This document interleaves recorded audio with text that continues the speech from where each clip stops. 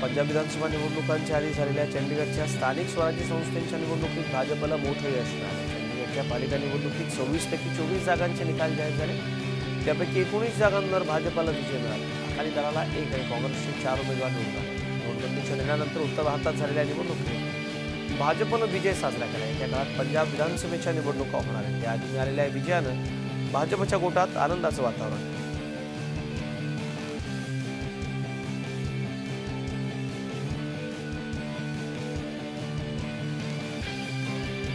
देशामध्ये नोटबंदीला 42 दिवस पूर्ण होत असताना सरकारनं छोट्या व्यापाऱ्यांना मोठा दिलासा सूट दिली आहे। वर्षाला 2 कोटींपेक्षा कमी व्यवहार करणाऱ्या छोट्या व्यापाऱ्यांनी जर डिजिटल व्यवहारांची कास धरली तर त्यांचं अंदाजित उत्पन्न 16 लाखांवरून 12 लाख रुपये धरण्यात येईल। त्यामुळे अर्थातच त्यांच्या करात मोठी कपात होणार आहे।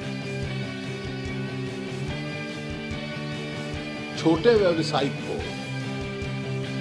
डिजिटल इकोनॉमी की तरफ वो जाए, इसमें एक अमेंडमेंट कल हम लोगों ने किया है और वो अमेंडमेंट ये है कि जितनी भी अपनी बिजनेस ट्रांजैक्शंस अपनी इस 2 करोड़ तक टर्नओवर में वो डिजिटल मोड से करता है या चेक मोड से करता है, तो उसकी प्रिजम्पटिव इनकम 8% नहीं मानी जाएगी, लेकिन 6% मानी जाएगी।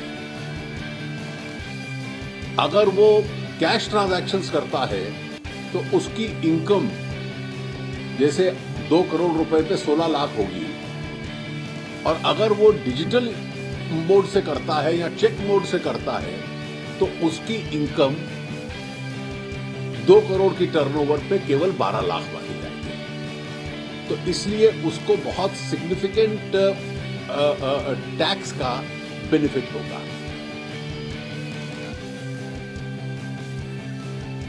देशात सध्या असणारी रोख रकमेची चणचण फेब्रुवारी 2017 पर्यंत अशीच कायम राहील। भारतीय स्टेट बँकेच्या एका अहवालात स्पष्ट करण्यात आले। 2009च्या स्टेट बँकेच्या नियतकालिकात हा अहवाल प्रसिद्ध झाला। नोटबंदीचा निर्णय लागू झाला त्यावेळी 500च्या 17,16,05,000 नोटा चलनात होत्या। 1,000 रुपयांच्या 6,85,08,000 नोटा चलनात होत्या। एवढ्या पुन्हा एकदा तेवढ्याच किमतीच्या नोटा बाजारात राहण्याच्या असेल तर आणखी 2 महिने लागतील असं स्टेट बँकेच्या अर्थतज्ज्ञांचं मत आहे।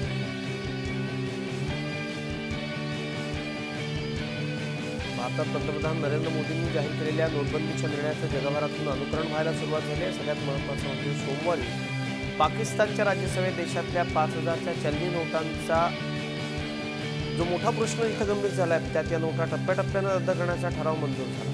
काळ्या पैशावर नियंत्रण आणण्याकरता हा ठराव मंजूर करण्यात आला। पाकिस्तान मुस्लिम लीगचे खासदार उस्मान सैफुल्ला खान यांनी सिनेटमध्ये हा प्रस्ताव मांडला आहे। तर 3 ते 5 वर्षांच्या नोटा रद्द करण्यात याव्यात असं या प्रस्तावात पाकिस्तानच्या कायदा मंत्र्यांनी मात्र निर्णयामुळे बाजारात मोठी कोंडी होईल अशी भीती व्यक्त केली।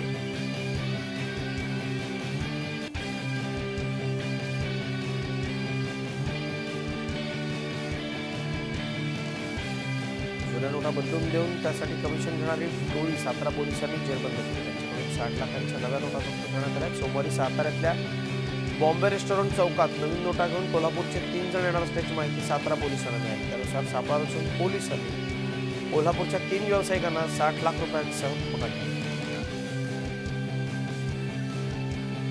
चौकशी केल्यानंतर त्यांनी हे कबूल केलेलं आहे की त्यांचं हे नोटा बदलून देण्याचं रॅकेट आहे।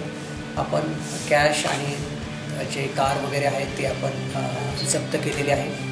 आयकर विभागाच्या बरोबर संपर्क साधून पुढील चौकशी सुरू केलेली आहे आणि आयकर विभागाचे अधिकारी आलेले आहेत।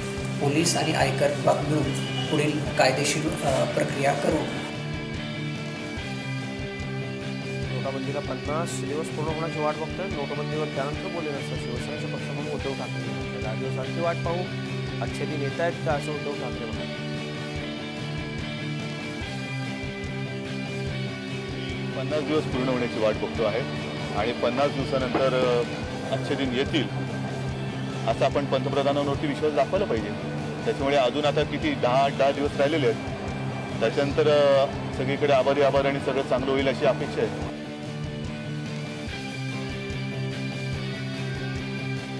500 आणि 1000च्या नोटबंदीनंतर विरोधी पक्षानं केंद्र सरकारवर टीकेची झोड उठवली। मात्र दुसरीकडे सामान्य जनता निर्णयाचं स्वागत करताना दिसते। एकीकडे कॅशलेस ट्रान्झॅक्शन तर दुसरीकडे भाज्या आणि जीवनातील दैनंदिन वस्तूंच्या उतरल्या किमती यामुळे सामान्य नागरिकांनी आनंद व्यक्त केला. मुंबईच्या दादर स्थित फ्लेवर रेस्टॉरंटनं भाज्यांचे भाव कमी झाल्यानं नवं मेन्यू कार्ड ग्राहकांकरता आणलं. त्यात 10% डिस्काउंट.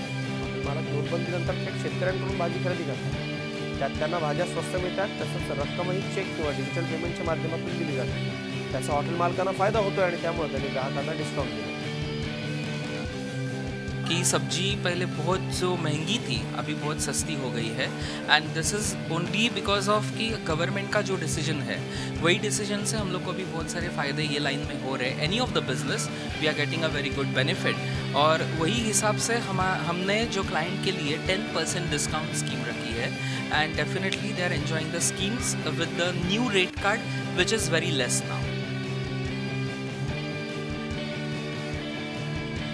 नाशिक तुरुंगातल्या मोबाईल वापराविषयी 3 दिवसांची चौकशी पूर्ण झाली. आता हा वाद तुरुंग महानिरीक्षकांना सोपवलं जाईल. नाशिकच्या तुरुंगातल्या कैद्यांकडून बिनधास्तपणे मोबाईलचा वापर होत असल्याची बातमी जी 24 तासनं दाखवली होती. त्याची गंभीर दखल तुरुंग प्रशासन आणि राज्य सरकारने घेतली. विधिमंडळाच्या एवढ्या अधिवेशनात हा मुद्दा चांगला असला. त्यानंतर पोलीस उपमहानिरीक्षकांनी 3 दिवस नाशिक तुरुंगात तळ ठोकून या प्रकरणाची सखोल चौकशी केली.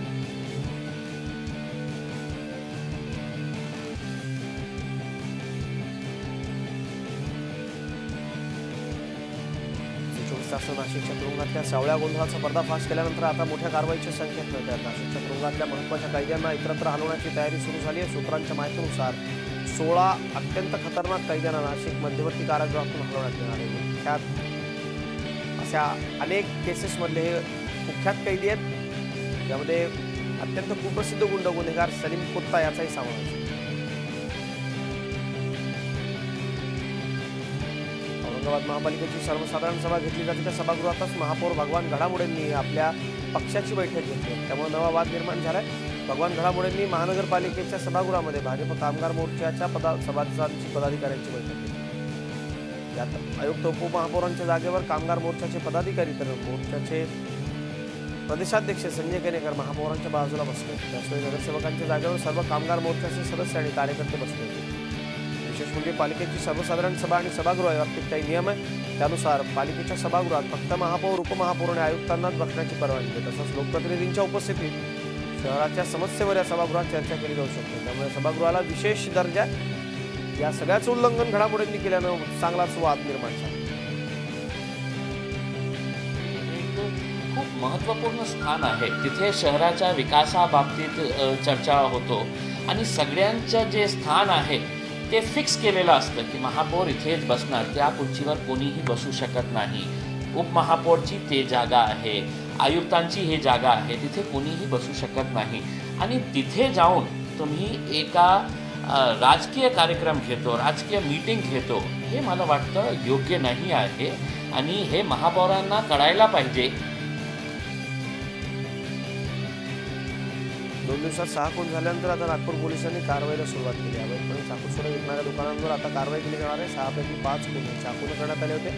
त्यामुळे आर्म्स ऍक्ट अंतर्गत जिथे जिथे आवश्यक असेल तिथे कडक कारवाई करण्यात येईल असं गुन्हे शाखेचे पोलीस आयुक्त रंजन कुमार शर्मांनी सांगितलं. सारी इंडिपेंडेंट घटनाएं हैं और इसमें लगभग सब के सब जो है सो मतलब फिट ऑफ रेंज में हुआ है, इस तरह का हुआ है. फिर भी हमारा एनालिसिस चालू है कि इसमें अगर जिनके क्रिमिनल रिकॉर्ड्स हैं तो उसको अगर किसी भी तरह से ज़्यादा प्रिवेंटिव एक्शन करके ये रोका जा सकता था क्या, इसके ऊपर एनालिसिस हमारा चालू है.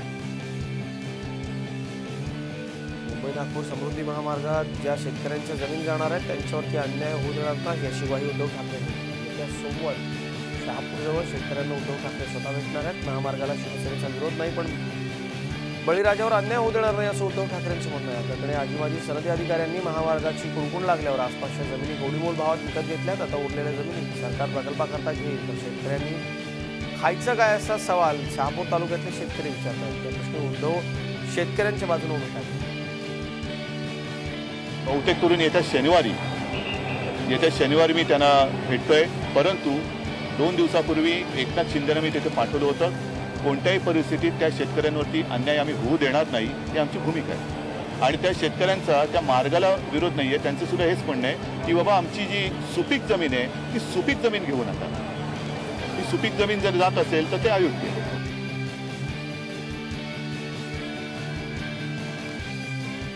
रायगड जिल्हा परिषदेच्या कार्यालयासमोर खासगी माध्यमिक शाळेच्या शिक्षकांनी लाक्षणिक उपोषण केलं. वेतनेतर अनुदानाची मागणी करता हे आंदोलन करण्यात आलं. अनेक वर्ष बंद असलेलं वेतनेतर अनुदान सरकारनं 14-15 पासून सुरू केलं. मात्र अनुदान शिक्षण विभागाकडे येऊनही रायगड जिल्ह्यातल्या 150हून अधिक शाळा अनुदानापासून वंचित आहेत. याबाबतचा प्रस्ताव पाठवून देखील तालुका पातळीवरती शिक्षण विभागाने शाळांची तपासणी केलेली नाही. त्यामुळे ही वेळ ओढावली असल्याचा आरोप आंदोलकांनी केला. शिक्षण हक्क कायद्यातल्या अटींची पूर्तता न केल्याने या शाळा वेतनेतर अनुदान शाळांचं रोखण्यात आल्याचं शिक्षणाधिकाऱ्यांनी सांगितलं.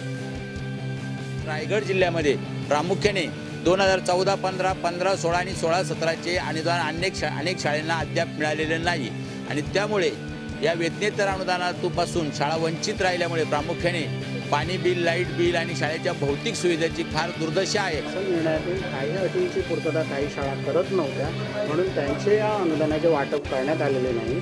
अशा शाळांना अनुदान वाटप करण्याविषयी शासनाकडे मार्गदर्शन मागवण्यात येईल. जामनेर येथे एका सर्पमित्रांना चक्क राज्याचे जलसंपदा मंत्री गिरीश महाजन यांच्या निवासस्थानी किंग कोब्रा नाग घेऊन सर्पमित्रांना मदत करण्याची गळ घातली. यावेळी स्वतः गिरीश महाजन यांनी कोब्राला हातात घेऊन मदतीचं आश्वासन दिलं. जलसंपदा मंत्री गिरीश महाजन हे सर्पमित्र आहेत. लहानपणापासून त्यांना साप पकडण्याचा छंद आहे. किंग कोब्रापासून अनेक जातीचे साप त्यांनी पकडले. एकदा त्यांनी शाळेच्या दप्तरातून वर्गात साप नेल्याची आठवण सांगितली.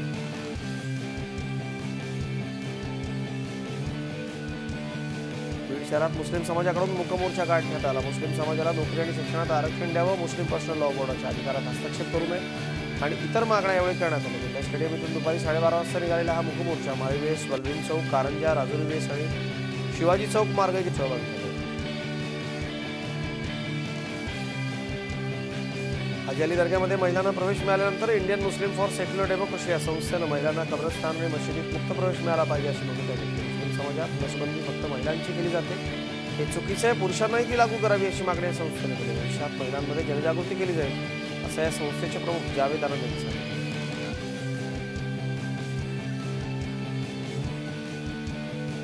पासून आझाद मैदानपर्यंत निघणाऱ्या वेगवेगळ्या मोर्चांमुळे निर्माण होणाऱ्या वाहतूक कोंडीमुळे होणारी गैरसोय टाळण्याकरता उपाय शोधा असे मुंबई हायकोर्टानं आदेश दिले. 7 पॉईंट चर्चगेट सिटीजन असोसिएशन या संदर्भातली याचिका दाखल केली.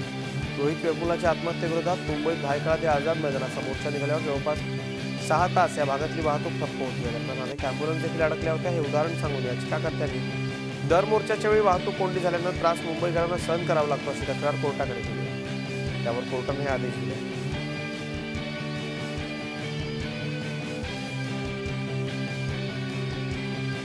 येत्या 24 डिसेंबरला पंतप्रधानांच्या उपस्थितीत होत असलेल्या शिवस्मारकाच्या भूमिपूजनाचा कार्यक्रम उधळून लावण्याचा इशारा अखिल महाराष्ट्र मच्छीमार समितीने दिला. आपल्या स्मारकाला विरोध नाही, मात्र त्याचं स्थळ बदलण्यात यावं अशी मागणी मच्छीमार कृती समितीने केली. शिवस्मारकामुळे सुमारे 80,000 मच्छीमार उद्ध्वस्त होणार आहेत. त्यामुळे येत्या 24 डिसेंबरला होऊ घातलेल्या भूमिपूजनवेळी पंतप्रधानांना यांत्रिक नौकांचा घेराव घालून काळे झेंडे दाखवणार असल्याचं समितीनं म्हटलं.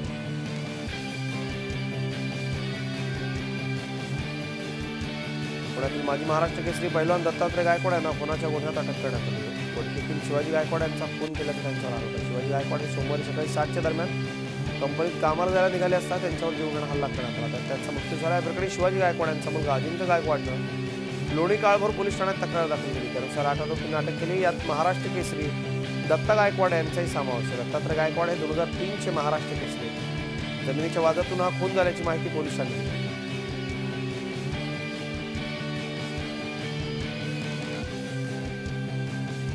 बायकाळ्यात एका इमारतीच्या 15व्या मजल्यावरून एका 5 वर्षांच्या मुलीला खाली फेकल्यानं तिचा जागीच मृत्यू झाला. मानवी असं त्या मुलीचं नाव आहे. पोलीस कॉन्स्टेबल आरती इंगळे या महिलेची ती मुलगी असं प्राथमिक तपासात समोर येतं. मात्र मुलीला कोणी फेकलं त्याचं कारण मात्र अजून पोलीस तपास करतात.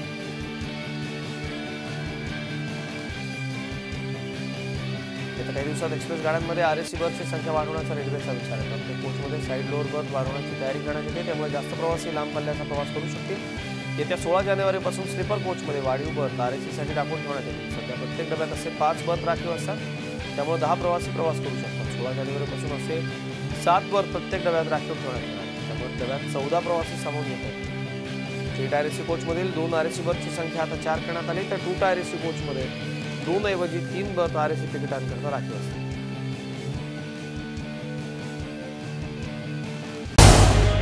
झी 24 तास रहा एक पाऊल पुढे.